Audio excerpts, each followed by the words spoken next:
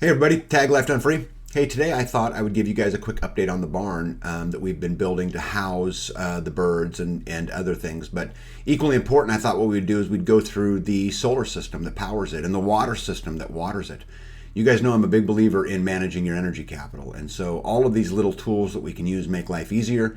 They make it where it takes less energy. And in that less energy, it allows us to use our energy to go further, to starve the beast even further. So if you're interested in a barn tour, if you're interested in the solar system for the barn, if you're interested in the rainwater system that delivers water automatically to the pens, come on, let's check it out.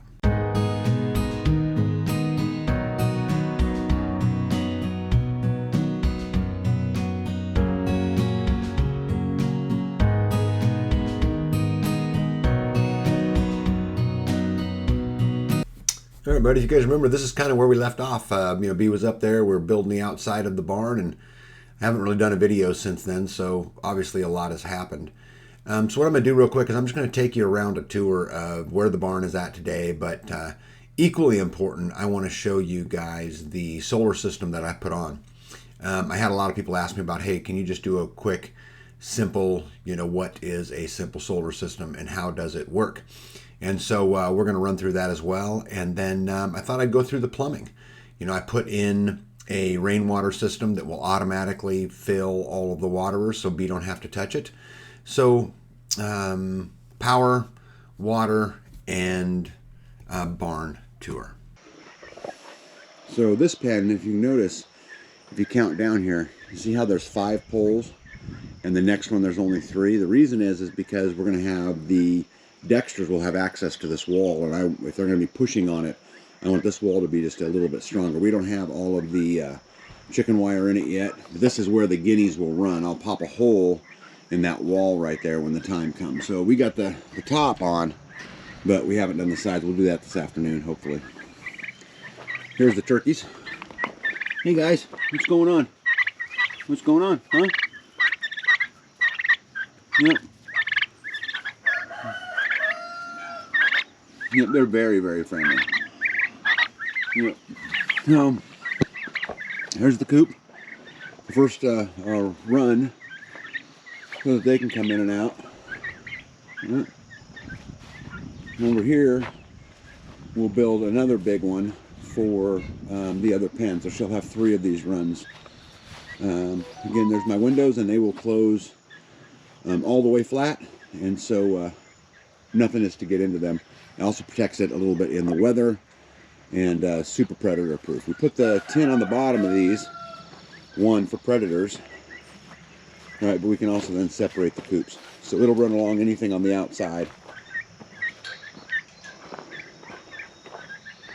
So we started at some telephone poles. We're making ground.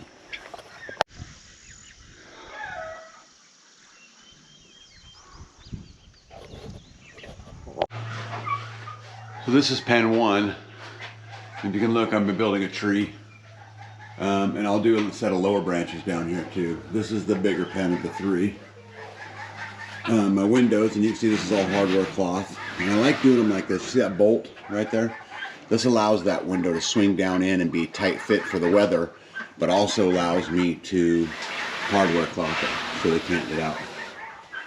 This pen over here, this is pen number 2. See the little turkeys down there? Those are black artisan turkeys. And you can see I've already built all their trees. I like using natural stuff because, well, it's natural. And then pen number 3 is this one here. This is the guinea pen. You see the guineas? Yep. They sure like it up there. And again, I built all of them already. This area here will be short term, will be a stall for a Dexter, so that I have somewhere to put them, but ultimately I'm going to build me another barn. So I told you guys I was going to run you through the solar system, so I am. So let's take a look at what solar system I used, how it was hooked up. I've again gotten requests about, hey, can you show me a simple solar system? So we're going to run through it real quick. I'll show you how it works. Sound good? Here's the solar system that I purchased for the turkey coop. So as you see here, it's a Renogy 400 watt 12 volt solar kit with a 40 amp MPPT charge controller. This says it was $291. I paid $340 because I got a few extra items with it, which I'll show you here real quick.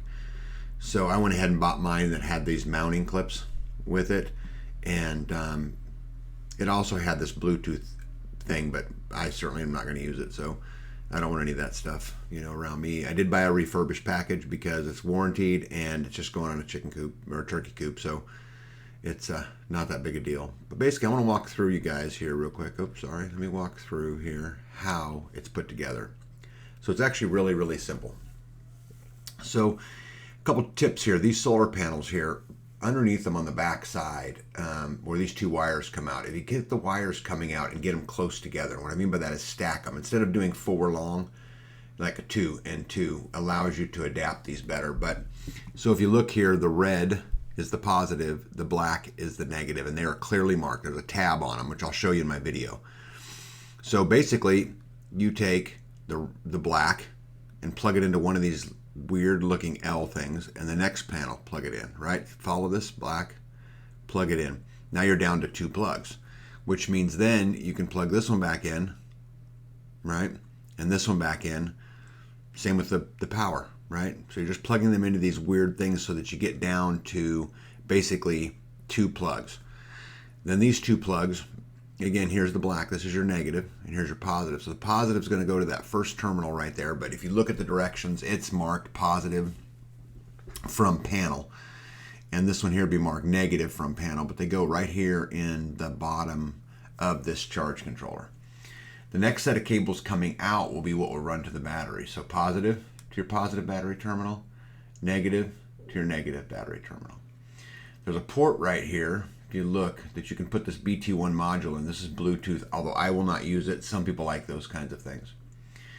Once you get down to your battery, you can got a couple of options here. So this picture here shows you running to an inverter, which, you know, you could run 110 stuff, you know, also the negative running to the inverter. But what I chose to do is I ran these to a fuse block because I'm going to keep the entire system 12 volt. I don't need the inverter. I probably will install a small inverter so that B can charge her phone, but generally I'm not going to use it.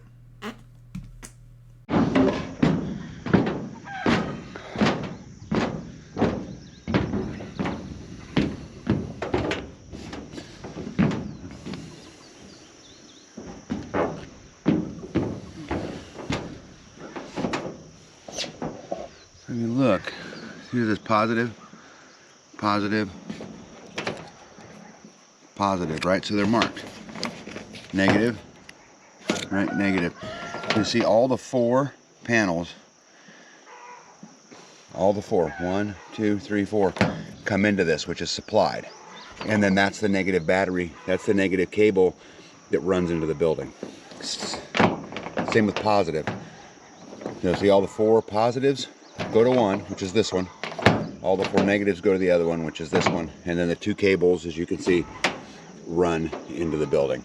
So this is completely just plug and play. Very, very, very, very simple. This is the charge controller. So what this pretty much does is this controls the charge coming in to make sure what I'm getting is the correct voltage. But if you look down here at the bottom, see these 4 cables? So per the directions, this first one is your positive in and your negative in. And this is your positive out and your negative out. So here comes those 2 cables coming in from the solar panels. They just plug right in. Here are them coming out. And what they do is they come up here to my battery. Okay? And then from the battery, they come back down to this thing.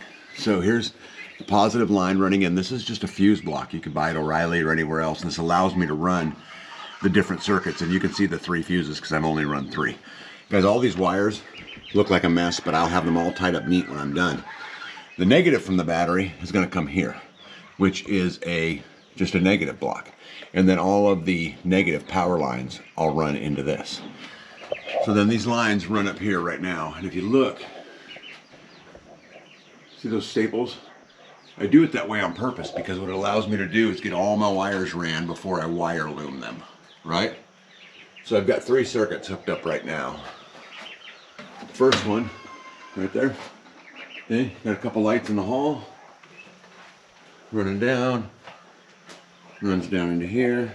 I need to put a box in here, but this gives me a light above Bee's sink so that she can wash things. And ultimately, I'll continue to run them, and again, I'll put them all in loom, but they'll come down. This right here will be a place for switches, and I'll put 4 switches in here, and this will control the 4 pins. You know, that little system that we put on the turkey coop is super simple, super basic. Anybody can do it, and it's a far cry from a more complex system. I don't know if you guys remember, you know, this is the one in my house, you know, that powers my house, but look, all those big inverters, right, big batteries. Right. This is, a system like this is much more complex, but the little ones anybody can do. Which truth is, anybody can do any of them, because I did this one, and if I can do it, I can assure you that you can do it. Well, so next let's take a look at the rainwater system. So this barn runs completely off of rainwater, and it's got automatic waterers in it, and it gives Bee the ability to wash all of the equipment, and it's a game changer for her because she's not having to carry anything. Now we're limited to the capacity in the water in which we can store. However, for most months of the year, really away from, you know, the freeze and from the winter, she'll be able to do this with very low energy input. And then that energy then can be spent doing something else. So in any rainwater system, it starts with guttering, right? So we've installed guttering up here. None of this is all secured in yet, but see, and then it just pops right through the wall right there. And then, see, coming out of the wall, it runs downhill at an angle, and then it runs into that first tank, as you can see that, right? Okay, so let's go see what happens from there.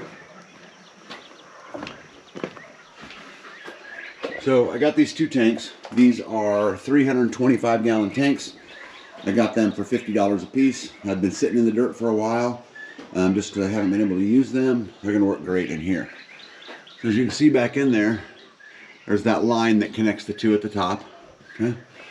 So then you've got 2 valves. You got one there and one there. Okay, and they connect, as you can see, to each other. So this side comes to a gravity fed. So this, all this will do will fill buckets or whatever she wants via gravity, takes no power, so that she has the ability to do it. But this side runs through this pump. This is from Beaver.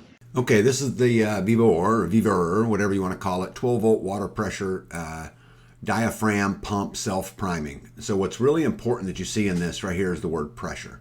So it has a pressure switch on it. So what that means is when hooked up, as soon as Bee turns on a faucet on the sink or turns on the outside faucet to water, there's no switches to turn on. The switch is in the pump. So it will recognize the change in pressure and will automatically turn on. Pumps to 70 psi, 5.5 gallon per minute. I paid $67.98 for the pump. Look at a little statistics here. So it weighs 6 pounds, no big deal. Here's your size. It's a 12-volt pump, and again, that matches my 12-volt system. Again, max flow rate 5.5 gallons per minute, which is plenty. Max liquid temperature is 140 degrees Fahrenheit or 60 degrees Celsius. This is good because you could run warm, I guess really even up to, if you consider 140 hot, it's pretty hot to me, but ambient temperature 0 to 60 degrees Celsius. And so we're going to make sure we drain this in the wintertime because it's certainly going to get below 0 here. But anyway, this is the pump that I chose. Runs up here, and if you look, runs out to an outdoor pump. And watch, let me show you. I'll turn this on. Something so simple as just a little pump, right? Watch this. All right, hear the pump time? So then this line runs from here back behind my tanks. This right here is your overflow.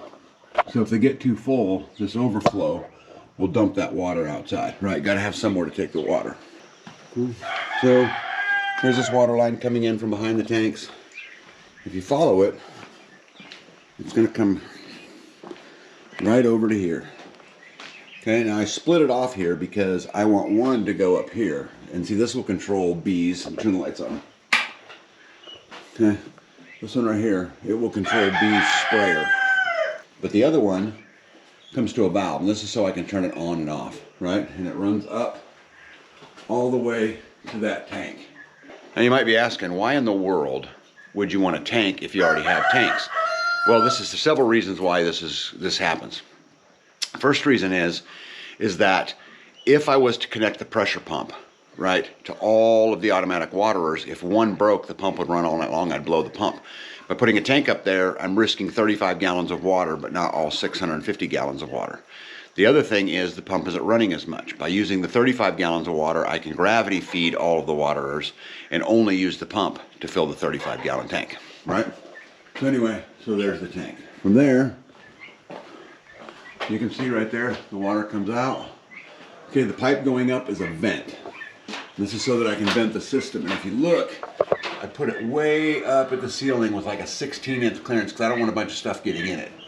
But it still has to vent, right? No. Then it separates right here.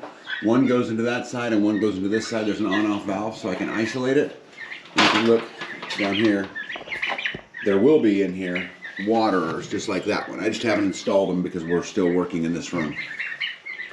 Let's go to the next room here. This system here is complete and they use it. They use it all the time. So as I mentioned, this water system comes in here. Again, I got another vent, right? To an on-off. This on-off controls these waterers right here, right? 5 of them. Then it comes in this way.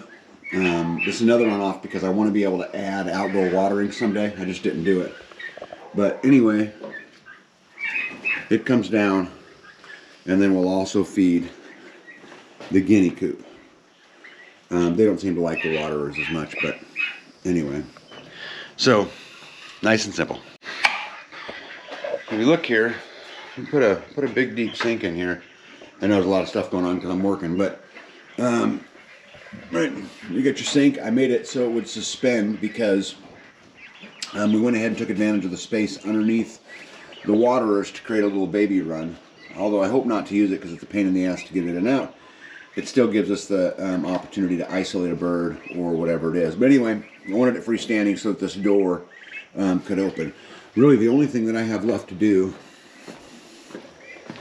is I got to put this plumbing in for the drain, and I'm going to run it alongside this wall before I sheet it with metal, and then I'm going to pop it out the back side so that we can drain it. One other thing I wanted to show you guys. So this right here is the overflow for the tanks. And so what I will do is, when we get this all built, is I'll drop this into a big water trough for the cows and for the bigger animals so that I'm capturing all the water I can capture. You know, we talk about it all the time, but, you know, when you're trying to chase freedom, you know, when you think about water, you know, one of our challenges is, you know, how is it that we can capture 100% of it? And you'll never get to all of it, right? But it's kind of a game to me, you know, how much can I capture? And because, you know, at the end of the day, like I always tell you guys, you know, new level, new devil, and it's our job to kind of starve that beast, right?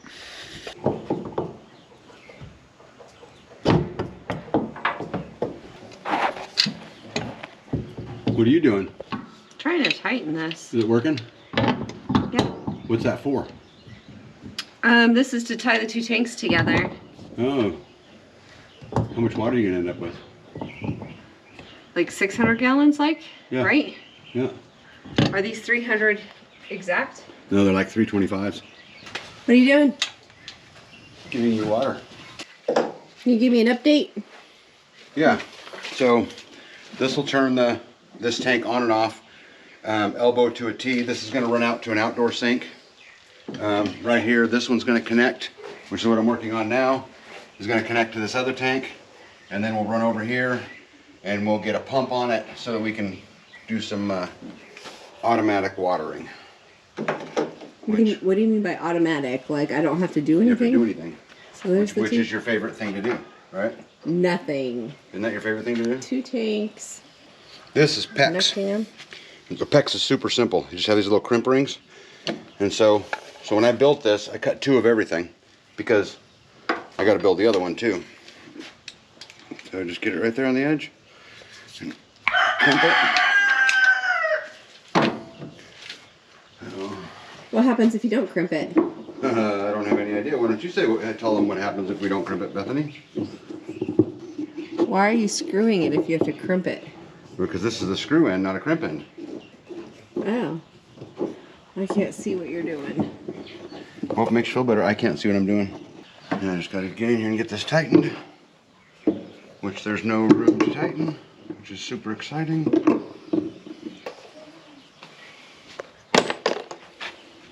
Extra parts.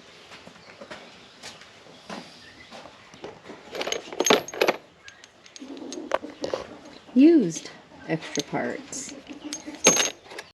Well, hey everybody. I hope you guys enjoyed the quick tour of the barn. There's lots left to do. As you guys can tell, there's wires that need tied up. There's plumbing that needs finished. There's walls that need finished. But I thought I'd just get you guys an update. And as I had said many times, that I get requests all the time about show me a simple solar system or show me a simple rainwater system. Guys, and these systems are super, super basic. There's not hardly anything to them, and literally anybody can do them. Each of these systems, though, allow us to be freer. And they allow us to be freer because Bee doesn't have to carry water, and then she can use that energy somewhere else. The solar system allows us to pump water. Being able to pump water, again, allows us to move water from point A to point B, again, not using our very, very valuable energy capital to do it. So we're super excited about this. Again, there's lots to do, and we'll do a final video when we get it all done.